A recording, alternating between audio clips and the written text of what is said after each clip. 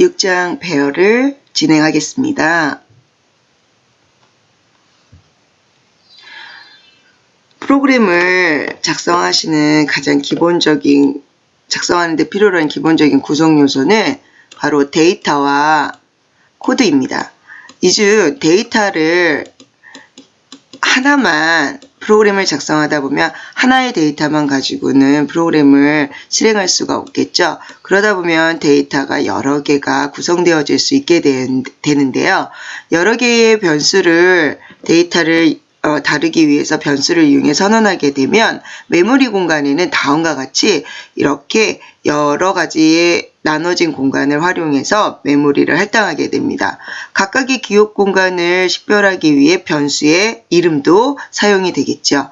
그러다 보면 예를 들어 다음과 같이 10개의 데이터를 다루게 된다면 각각의 데이터를 관리하고 처리하기 위해서 변수명도 10개가 필요하게 됩니다. 이렇게 되면 선언할 때 변수를 선언하는 데 필요로 하는 명령어도 길어지게 되고요. 그로 인해서 불편한 점이 여러 가지 생길 수 있게 됩니다. 이러한 문제점을 해결하는 방법으로 다음과 같이 주소를 이용하여 여러 개의 데이터 값을 한꺼번에 하나의 이름으로 다룰 수 있는 기술을 사용하시면 좀 더 효율적이 될 수 있겠죠. 그럼 어떠한 방법으로 여러 개의 변수를 대신하여 처리하는지 한번 살펴보도록 하겠습니다. 하나의 변수를 활용해서 여러 개의 값을 다루는 방법에 대해서 설명을 하고자 하는데요. 변수, 지금까지 배우신 방법으로는 변수 하나에 반드시 값을 하나만 다루는 것을 원칙으로 하였습니다. 그러나 하나의 변수에 여러 개의 값을 담을 수 있는 기술이 있다면 한꺼번에 여러 개의 값을 하나의 이름으로 다룰 수 있으니 굉장히 편리해지겠죠. 자, 이와 같은 기술의 원리는 다음과 같습니다. 메모리 공간에 다루고자 하는 여러 개의 데이터를 반드시 물리적으로 연속적인 메모리 공간에 담아서 대표 첫 번째 요소만을 대표 변수명에다가 담아줌으로써 전체의 요소를 다 다루는 것은 아니고요. 실제로 대표 요소의 값이 아닌 정확하게는 이 값이 담겨져 있는 주소값을 저장하도록 하면 실제로 이 주소값 하나를 가지고 여러 개의 한꺼번에 연속적으로 저장되어 있는 데이터 값을 다룰 수 있도록 하는 기술입니다. 이를 후반에 가시면 배열이라고 하는 이름으로 배우게 되는데요. 배열이라 함은 결국 여러 개의 값을 하나의 이름으로 다루되 주소를 활용하는 것을 의미합니다. 이해하시겠죠? 좀 더 구체적으로 내부 원리의 사용법에 대해서, 내부 원리에 대해서도 같이 살펴보도록 하겠습니다. 좀 더 구체적으로 배열에 대해서 살펴보도록 하겠습니다. 배열이란 여러 변수들을 하나로 묶어서 하나의 이름으로 다룰 수 있도록 물리적으로 연속된 메모리에 저장되는 구조를 말합니다. 여러분들은 물론 배열을 선언을 하시게 되면 물리적으로 연속된 공간을 저장하도록 따로 신경 쓰실 부분은 없습니다. 배열이라고 하는 문법에 따라 선언을 하시게 되면 여러 가지의 값들을 시스템에서는 물리적으로 연속된 공간에 할당을 하는 것이죠. 그러니 개발자 입장에서는 배열을 사용하시게 되면 물리적으로 연속적인 공간에 저장되는구나 라고 개념만 이해하시면 되겠습니다. 근데 단 하나의 이름으로 여러 개의 데이터를 한꺼번에 다루기 위해서 반드시 메모리를 연속적으로 할당하고 값을 저장하도록 하고 있기 때문에 이러한 원리로 인해 배열의 이름에는 전체적인 메모리 공간을 다루기 위해서 시작 주소만을 저장하게 됩니다. 전에 앞서 데이터의 자료형에 대해서 말씀드릴 때 자바에는 메모리 공간의 값 자체가 값 영역에 들어오는 값 자체를 다루는 기술이 있는데 반해 주소값을 저장시킬 수 있는 기술도 있다라고 말씀을 드렸고, 주소값을 다루는 기술에 대해서는 차후 설명이 될 거다라고 말씀만 드리고 자세한 설명을 넘겼는데요. 바로 이 주소값을 활용한 가장 첫 번째 기술이 배열이라고 보시면 되겠습니다.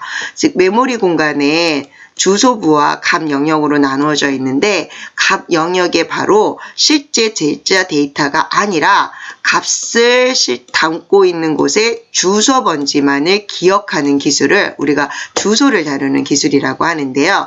이를 이렇게 주소값을 담고 있는 변수를 참조형 변수라고 하게 됩니다. 그 중에 배열명은 참조형 변수에 해당하지요. 그래서 실제 배열을 활용하시게 되면 배열의 이름 안에는 배열의 첫 번째 요소인 예를 들면 지금과 같은 메모리 구조였다면 데이터 값 10이겠죠. 근데 10을 직접 저장하고 있는 것이 아니라 ALR이라고 하는 변수명에는 배열 변수명에는 10이라고 하는 데이터 공간이 저장된 주소 번지를 기억하고 있게 되고요. 그러면 이와 같은 배열 구조에서 하나의 이름을 가지고 여러 개의 데이터를 식별하는 게 어렵지 않나요? 라고 질문을 하실 수가 있는데요. 예, 맞지요. 이름을 하나 가지고 여러 개의 데이터를 식별하는 건 어렵습니다. 그런데 어떻게 배열이라고 하는 자료 구조는 여러 개의 데이터를 하나의 이름으로 식별할 수 있다라고 할까요? 바로 다음과 같은 원리로 구현되어 있기 때문이죠. 배열의 경우 다음과 같은 구성 원리를 가지고 있기 때문에 실제로 배열을 선언해서 사용할 때에도 다음과 같은 구성 원리를 이해해서 직접 그 원리를 활용한 방법으로 프로그래밍을 하실 수가 있게 될 겁니다. 그래서 우선 다음과 같은 구성 원리에 대해서 좀 설명을 드리도록 하겠습니다. 배열을 예를 들어 다음과 같이 10개의 정수형 데이터를 각각 10단위로 저장을 하는 묶음으로서는 의미 있는 단위라고 가정을 했을 때 하나의 ARR이라고 하는 이름의 변수로 선언을 해서 다루도록 하게 되면 메모리에는 다음과 같이 10부터 100까지 10개의 데이터를 물리적으로 연속적인 메모리 공간에 저장한 후 첫 번째 요소를 담고 있는 곳의 시작 주소 번지를 ARR이라고 하는 배열 변수명에 기억하도록 저장하게 됩니다. 그러고 난 후 시작 번지를 이용해 첫 번째 요소에 대한 접근은 그 시작 번지로부터 떨어진 거리, 즉 해당하는 주소 번지에 해당하는 요소가 첫 번째 요소이므로 떨어진 거리는 0이 됩니다. 이와 같이 떨어진 거리라고 하는 상대적 거리를 이용하여 각각의 기억 요소들을 하나의 이름만으로도 기억할 수 있도록 처리하고 있습니다.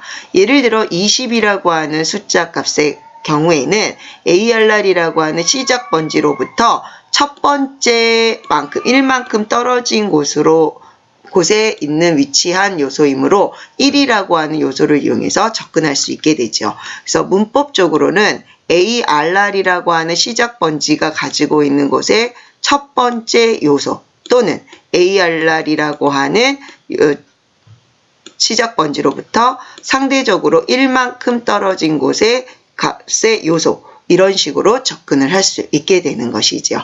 그럼 다음에는요. 실제 이와 같은 원리를 이용해서 프로그래밍적으로 어떻게 다룰 수 있는지 직접 실습을 통해 확인해 보도록 하겠습니다.